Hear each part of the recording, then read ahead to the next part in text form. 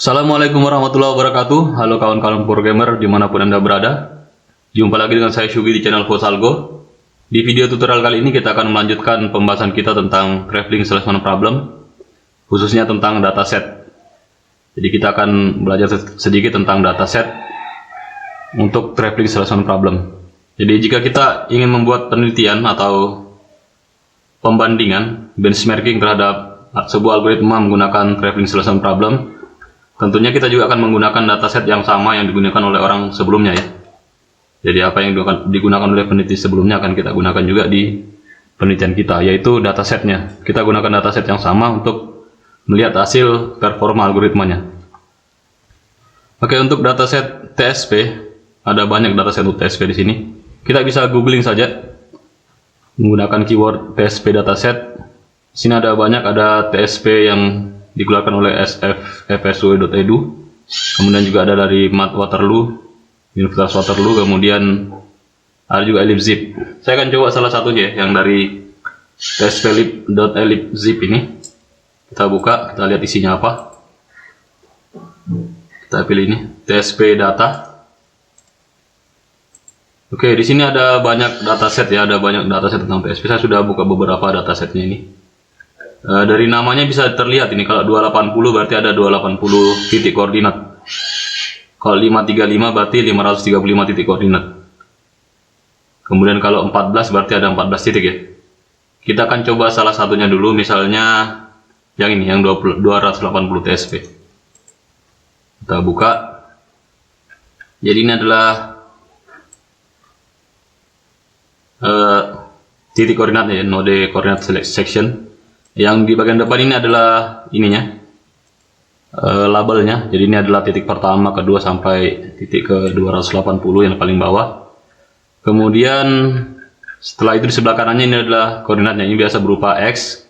Kemudian ini Y-nya ya, koordinat X-nya, koordinat Y-nya.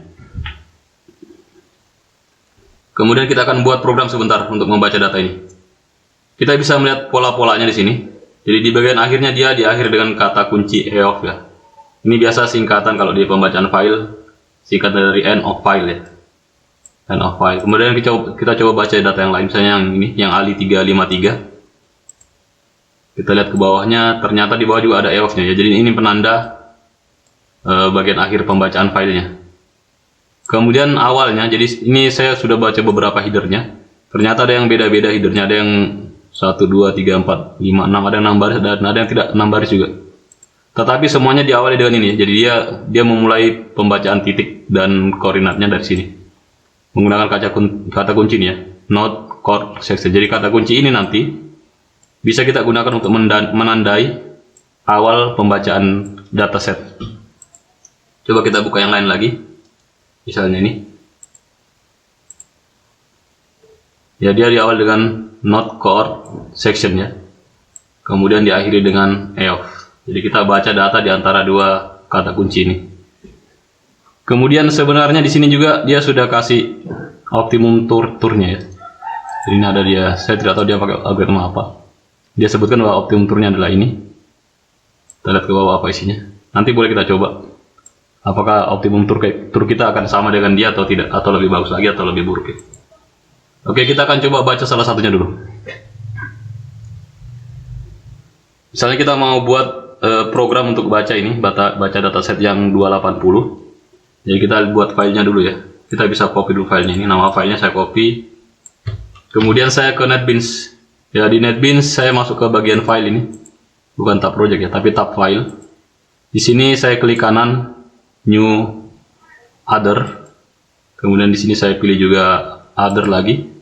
Kemudian di sini saya tulis empty file. Next. Ya, nama filenya itu tadi saya sudah copy tadi, A280 TSP. Saya finish saja. Kemudian isinya juga saya Ctrl A, Ctrl C, jadi saya copy semuanya sampai di bawah keseluruhan. Teman-teman bisa download sebenarnya nih, bisa download kemudian simpan di sini, simpan di direktori ini ya. Tapi saya copy paste saja di sini. Oke, sudah. Ya, selanjutnya saya akan buat program untuk baca ini. Baca dataset. Jadi sekali saya buat program tersebut, dia harus bisa baca berbagai dataset yang ada di sini. Jadi nanti di sisa saya panggil nama filenya, dia bisa baca datasetnya. Oke, kita buat pertama, kita lihat dulu polanya. Kita harusnya punya sebuah objek untuk menyimpan ini ya. Menyimpan objek ini data. Jadi berupa label, kemudian titik koordinat X dan Y-nya. Saya mau beri nama objek tersebut dengan nama objeknya adalah vertex. Jadi saya kemari dulu. Ke paket saya ini saya buat dulu kelas juga. Saya buat kelas. Nama kelasnya adalah vertex. Ini sebenarnya model vertex ya, nama objeknya vertex, atau kalau teman-teman tidak biasa dengan istilah model bisa disebut dengan istilah Java Bean. Jadi ini seperti sebuah kelas Java Bean yang di dalamnya ada atribut ya. Saya punya atribut ini, 3 atributnya ya, label, kemudian X dan Y-nya untuk menyimpan setiap baris ini nanti akan saya simpan dalam sebuah objek namanya vertex. Jadi saya buat kelas vertexnya dulu. Kemudian biasanya saya buat getter and setter, tapi kali ini saya belum membutuhkan getter and setter, makanya saya buat konstruktor dulu saja. Nanti kalau saya butuh baru saya buat getter and setter. Tapi saya butuh konstruktor ya, makanya saya buat konstruktor. Ini metode konstruktornya. Jadi nanti saya inisialisasi objeknya dengan memasukkan label berturut-turut, label, X-nya, kemudian Y-nya. Kemudian saya biasanya juga kasih metode toString ya, saya override saja metode toString ini. Untuk mencetak hasil sementara biasanya saya pakai ini. Saya pakai metode toString. Oke, ini kelas vertex saya scroll pelan-pelan dari atas. Vertex 3 buah atribut, label, X dan Y, kemudian ada metode konstruktor saya buat di sini. Untuk menginisialisasi nilai awal untuk 3 atribut ini ya, 3 field-nya. Kemudian saya buat metode toString. Ini hanya sebenarnya nanti saya panggil pada saat saya mau mencetak hasilnya. Jadi saya panggil lewat sistem outprint, kemudian saya panggil toString-nya ya. Jadi nanti dia akan tampilkan label, kemudian X, ada tanda kurung buka, kemudian ada huruf nilai dari X, variabel X-nya, kemudian tanda koma, kemudian nilai dari variabel Y-nya, kemudian balas kurung. Oke, sampai sini kelas saya selesai untuk kelas vertex-nya, saya simpan dulu. Kemudian saya juga butuh membuat kelas. Saya buat kelas main ya. Untuk membaca data, saya bikin kelas di sini. Saya bisa beri nama kelasnya adalah, misalnya saya beri nama kelasnya latihan membaca dataset. Finish. Saya hapus dulu komentarnya. Hapus. Di sini saya hapus. Kemudian di sini saya buat method main. Pakai shortcut saya ps vm tab. Oke. Jadi pertama saya bikin objek file dulu. Saya pakai try and catch ya. Try and catch. Atau tidak usah kasih ini, nanti kalau dia muncul baru kita tulis try and catch ya. Jadi saya butuh file. Saya buat objek file dulu sama dengan new file. Nah, untuk sementara ini kita fixkan dulu. Kita fixkan dengan nama file yang ada di sini tadi. Nama filenya adalah a280.sp ya. Saya buat di sini nama filenya adalah a280.tsp. Oke. Ini dia error karena belum saya impor filenya. Kelas filenya belum saya impor ya. Saya impor dulu kelas filenya, impor java.io.file. Selesai. Kemudian di sini saya mau bacanya pakai file reader. Jadi saya buat seperti ini, saya bikin objek file reader dulu, reader nama objeknya. Ini error karena belum diimpor, add impor. Oke. Masih ada error lagi, saya save dulu. Ini ada errornya, ya dia bilang harus pernyataan ini, new file reader ini pada saat diinstal objeknya harus dimasukkan ke dalam blok try and catch. Jadi saya pilih yang kedua ini, surround statement with try and catch. Atau bisa juga ini throw clause. Jadi di sini yang ada throw-nya ada di sininya. Tapi saya mau pakai yang kedua saja. Kasih masuk pernyataan ini ke dalam blok try and catch. Saya klik saja ini. Kemudian saya sesuaikan, saya mau ininya juga di dalam try and catch juga. Jadi saya hapus ini, saya taruh dalam sini, selesai. Kemudian saya pertama buat file, kemudian buat file reader. Ya, berikutnya saya buat buffered reader. Jadi ada banyak cara sebenarnya untuk baca file. Saya pakai cara yang ini. Bikin file reader, kemudian buffered reader. Ini error karena belum diimpor ya. Saya impor dulu. Kemudian saya save. Masih ada error lagi? Tidak ada. Kemudian saya buat string baris. Jadi ini string baris nanti ini saya gunakan untuk membaca membaca string, membaca kata atau kalimat setiap barisnya ya. Setelah saya baca baru saya split. Jadi saya baca dulu. Saya bikin dulu variabelnya, belum saya gunakan, saya buat saja. String baris, kemudian hasil pembacaan saya. Karena ini jumlah barisnya tidak sama ya, tidak tiap dataset bisa saja dia semakin kecil atau semakin besar. Ada yang 280 tadi, ada yang 5 ribuan. Makanya saya tidak pakai array, saya pakai array list supaya dia bisa dinamis. Nanti kalau saya mau convert terakhir saya jadikan array, tidak apa-apa, bisa. Tapi supaya pada saat saya membacanya supaya dia dinamis, saya gunakan array list saja dulu. Jadi dia bisa saya tambah terus panjangnya, size-nya bisa berubah-berubah. Di sini error karena belum diimpor ya. Saya klik sini baru impor lagi. Oke, selesai. Kemudian saya akan mulai pembacaan. Jadi kita perhatikan polanya di sini. Di sini ada polanya ya. Jadi sebenarnya saya mau skip ini pembacaan sampai sini. Jadi saya baca saja, tapi saya lompati, saya tidak analisis ya. Saya baca, saya tidak analisis, saya baca terus sampai ketemu dengan node coordinate section. Kalau saya ketemu dengan kata ini, baru saya mulai pembacaan.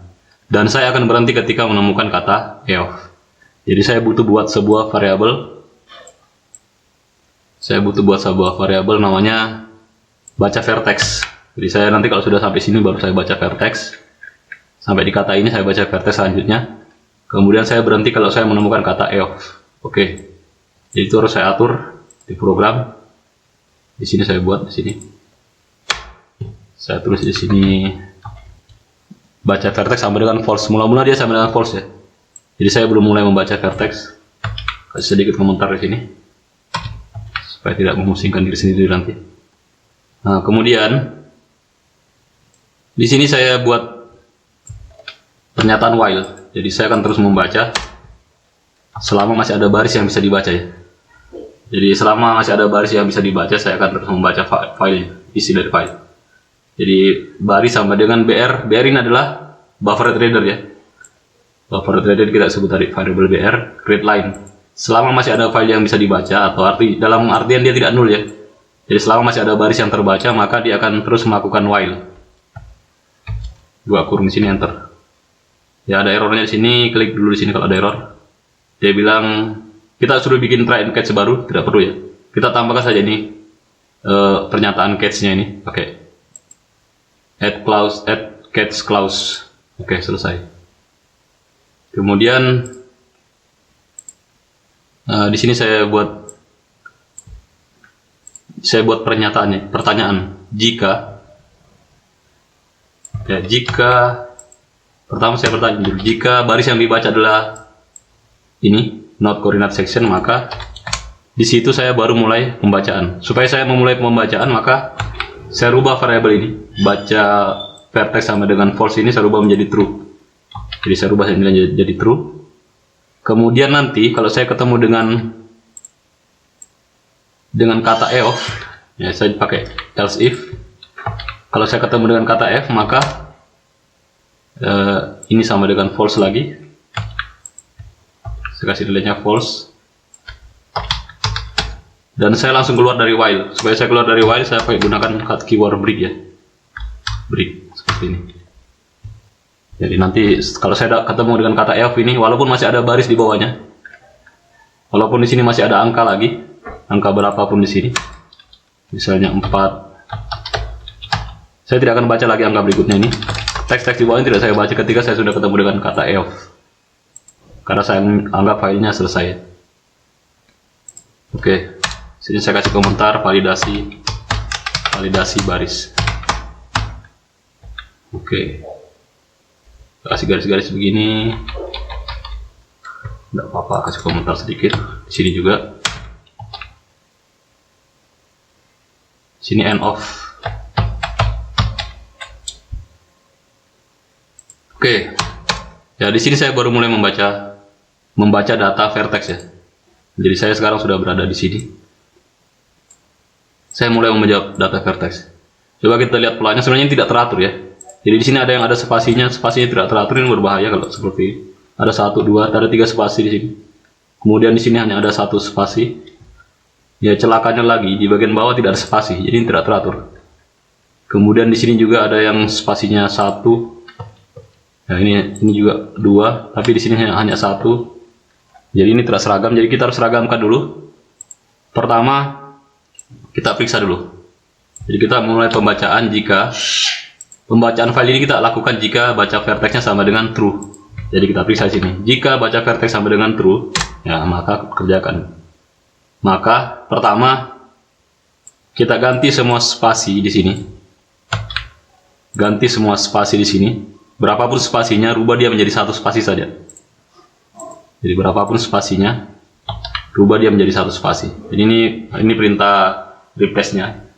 Jadi ini regular expression-nya. Jadi kalau ada spasi, berapapun spasinya di sini, pokoknya 1, 2 dan seterusnya, rubah jadi satu spasi saja. Kemudian kita bertanya lagi di sini.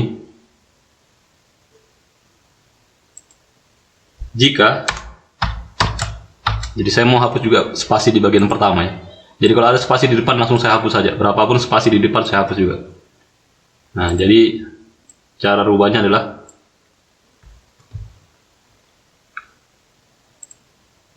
jika ada spasi di depan, di sini, jadi jika paling depannya ini adalah spasi ya, maksudnya jika yang di depan ini spasi, tadi saya hapus pertamanya. Jadi pertama yang saya lakukan di baris ini, sini saya menghapus berapapun spasinya, saya rubah menjadi satu spasi saja. Kalau ini kan ada dua spasi ya, ada yang satu spasi di sini, 1, 2 dan 2 spasi, nanti saya rubah jadi 1. Kemudian tentunya ada yang di depannya tidak ada spasi ya. Yang kayak begini kan depannya ini ada ya. Ini tidak ada spasi di depannya. Kalau saya kasih begini ke belakang, dia langsung ke atas. Jadi tidak ada spasi. Jadi saya mau juga di depannya tidak ada spasi semuanya. Jadi saya buat pernyataan di sini, if substring 0,1 equal ini. Jadi jika string pertama maksudnya adalah spasi kosong kayak begini, maka saya rubah. Maka baris sama dengan ini cara hapusnya, cara hapus. Ini teknik untuk menghapus spasi di paling depan. Baris sama dengan baris substring dimulai dari angka 1. Jadi kalau saya kasih 0 begini berarti tidak ada artinya ya. Karena dia akan menulis apa yang ada di baris string sebelumnya. Jadi ini kalau substring 1 berarti baris yang baru atau string yang baru ini saya ambil dari string yang sebelumnya, yaitu baris juga. Tapi dimulai dari kata huruf kedua. Oke, di situ selesai. Kemudian di sini saya mulai membaca. Di sini saya baru mulai membaca baris, membaca data yang ada di baris ya. Jadi saya pisahkan dia berdasarkan spasi. Jadi harapan saya nanti dia seperti ini. Saya pisahkan ini jadi 3 kompartemen, 1, 2, 3 berdasarkan spasi ya. Jadi yang bagian pertama, kompartemen pertama akan jadi label, yang kedua akan menjadi X-nya, yang ketiga menjadi Y-nya. Jadi pertama saya baca dia seperti ini di baris. Kemudian saya pastikan bahwa dia mengandung 3 elemen. Nah, seperti ini caranya. Jika dia terdiri dari 3 elemen, maka elemen pertama akan saya rubah menjadi ini. Label, elemen kedua menjadi X-nya, ini ya, di baris kedua. Jadi dia mulainya dari 0 ya, 0, 1, 2, 3. Makanya yang kedua itu adalah indeksnya 1, yang ketiga indeksnya 2.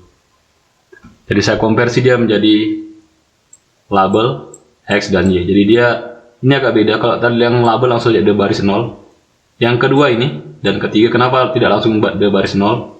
Karena saya mau konversi dia menjadi tipe data double. Jadi string yang saya baca di sini nanti saya rubah jadi tipe data double. Walaupun dia integer nanti saya konversi jadi double. Oke. Kemudian setelah itu saya buat objek vertexnya. Karena saya sudah punya nilainya nih, saya sudah punya nilai label X dan Y-nya ini, kemudian saya gunakan untuk membuat vertex. Ingat, tadi di sini konstruktor kita terdiri dari label X dan Y ya, berturut-turut ya. Jadi ini harus berturut-turut juga. Makanya kalau saya buat vertex, saya buatnya seperti ini juga. Vertex V sama dengan new vertex label, X, Y. Saya format dulu supaya rapi sedikit. Kemudian setelah saya buat vertex ini, jangan lupa untuk dimasukkan ke dalam list vertex. Jadi tiap saya dapat satu baris, saya simpan ke dalam list vertex. Simpan di sini, kemudian di sini. Oke, jadi saya sudah simpan ini, datanya sudah saya punya ke vertex ya. Jadi setiap saya baca per baris, dari baris pertama ini, baca satu baris, simpan ke dalam list, baca satu baris, simpan ke dalam list, baca satu baris, simpan ke dalam list, baca lagi, simpan ke dalam list. Kalau mau lihat hasil sementaranya, mau di trace di sini, kita bisa pakai sistem print. Kemudian kita panggil tadi method toString yang ada di objek vertex ya. Ini objek vertex kita dari kelas vertex, tadi kan ada kelas vertexnya ini. Dia punya method toString. Kemudian method toString ini saya panggil di sini. Kalau kawan-kawan masih pusing dengan ini, boleh diulang-ulang video saya yang sebelumnya tentang pemrograman berorientasi objek. Jadi ini sangat berhubungan semuanya dengan pemrograman berorientasi objek. Juga berhubungan tentang penggunaan array list, array, kemudian pembuatan objek getter and setter juga ya, metode getter and setter. Oke, coba saya save lagi. Saya close ini, saya close juga, saya sisakan yang satu ini. Saya build dulu ya, saya clean and build. Karena saya bekerja dengan file eksternal di sini, makanya saya clean and build dulu. Oke, build successful. Kemudian saya klik kanan di sini, run file. Harusnya dia menampilkan datanya ini ya. Oke, dia menampilkan data ya, sudah menampilkan datanya dari 1 sampai. Dan dia polanya seperti tadi ya. Ini yang saya sebutkan tadi, dia tuliskan labelnya dulu. Kemudian buka kurung, kemudian ada tanda koma di antaranya. Jadi ini adalah X, yang ini adalah X-nya. Kemudian yang di setelah koma adalah Y-nya, kemudian ada balas kurung ya. Ya, hal seperti ini bukan sesuatu yang tidak disengaja, ini ditentukan tadi dari method toString-nya seperti ini. Jadi label, di method toString tadi ada label, buka kurung, X, Y, balas kurung. Jadi polanya seperti itu. Oke, jadi ini datanya sebanyak 280 ya. Coba kita close, kita run lagi, run file. Oke, nanti kalau kita punya data baru, misalnya kita mau ambil dataset yang baru, kita bisa pilih salah satu dataset di sini, misalnya ini yang Ali 355 TSP. Saya copy dulu ini. Sebenarnya saya bisa download ya, download terus simpan di sini. Tapi saya buat saja di sini baru, buat lagi other, kemudian di sini other lagi, empty file, next, si namanya Ali 535 TSP. Kemudian isinya juga saya Ctrl A, Ctrl C. Ya, sini Ctrl A, Ctrl V, Ctrl S. Jadi harusnya dia bisa beradaptasi ya. Tinggal saya ganti nama filenya jadi ali.tsp. Jadi di sini saya ganti saja nama filenya. Di nama file dataset saya ganti ini jadi Ali 535 TSP. Kalau saya save ini, saya build dulu, jangan lupa di build dulu. Saya build, kemudian selesai ya. Selesai di sini, klik kanan, run file. Oke, dia baca langsung otomatis. Jadi kita bisa ganti-ganti datasetnya, tergantung kebutuhan. Dan dia harus tetap bisa beradaptasi dengan sedikit perubahannya, perubahan spasi, karena ini kayaknya pembuat datasetnya tidak begitu memperhatikan strukturnya. Jadi ada yang tadi ada spasinya. Kalau ini yang mepet semua ke kiri ya. Kalau yang sebelumnya tadi ini ada spasi di depannya dan sebagainya, tidak seragam. Kemudian saya perlihatkan juga tadi, kita berhenti membaca file ketika dia menemukan kata EOF. Jadi kalau ada kata EOF ini, jadi ini kata kuncinya. Ada kata EOF, dia berhenti. Jadi data apapun di bawahnya dia sudah tidak baca lagi, walaupun ada ya. Coba kita kembalikan ke 280 TSP tadi ini. Kita save, kita build dulu, tidak apa-apa. Tunggu. Gue successful, run file. Oke, di sini dia baca sampai 280 saja. Sampai yang ke 280 saja. 280, 133. Yang di bawahnya tidak dibaca. Tapi kalau EOF-nya ini kita pindah. Kalau EOF-nya ini kita pindah ke bawah. Ke bawah sini. Kemudian kita build lagi. Kita run ini. Dia error, kenapa ya? Dia bilang out of bound exception. Coba kita lihat dulu di sini atau kita hapus dulu. Mungkin dia tidak mau juga kosong. Ya dia tidak boleh nul ya. Oh ya, tadi ada pernyataannya tidak boleh nul. Coba kita build. Kemudian run file. Ya, dia bisa baca ya. Jadi yang tadi itu kenapa dia error pada saat ada enter di sini, karena ada pernyataan di atas ini yang menyatakan dia akan melakukan while ini selama pembacaannya tidak sama dengan nol. Jadi kalau filenya kosong dia berhenti juga, walaupun belum ketemu dengan kata EOF ya. Jadi tidak boleh ada baris kosong. Oke, saya kira video tutorial untuk pembacaan dataset saya cukupkan sampai di sini dulu. Insya Allah kita akan lanjut lagi ke video tutorial berikutnya. Kita lanjutkan pembahasan tentang TSP ini. Mungkin insya Allah akan saya bahas tentang penghitungan jarak. Jadi kita akan coba menghitung jarak antar titik koordinat yang ada di sini ya. Jadi kita buat semua hitungan jaraknya berapa. Kemudian nanti berikutnya akan kita lakukan perhitungan menggunakan algoritma untuk membangkitkan jalur lintasan TSP ini. Oke, baik, saya kira cukup di sini dulu. Kalau ada pertanyaan bisa ditanyakan di kolom komentar. Silakan like, share, and subscribe jika video ini bermanfaat. Terima kasih. Wassalamualaikum warahmatullahi wabarakatuh.